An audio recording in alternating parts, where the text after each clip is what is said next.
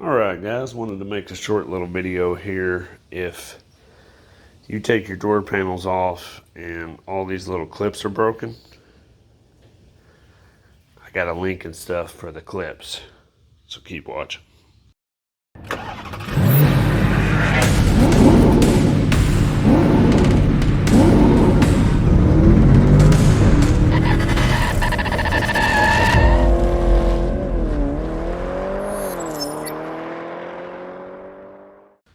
Alright, yeah, so as I was saying, when you take those off, a lot of those brackets and stuff break. So I actually found a whole kit here, all of them on it. It has the female side and the male side. The male side, of course, you see here, it goes on the door panels. And the female sides go on this side. So, you know, over time, these things break pretty easy. And I had to take all this off because I did the doorknob, so I've been meaning to change all these. You can see how a lot of them are snapped clean off. Some of them are still good, but a lot of the other ones are snapped off.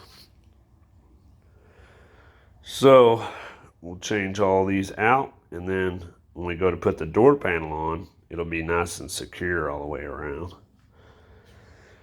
And it won't be flopping around when you close the door and all that stuff, which, you know, over time just kind of is annoying. So yeah, if you're kind of restoring your OBS truck, I'll leave a link in the description box below for these clips and stuff.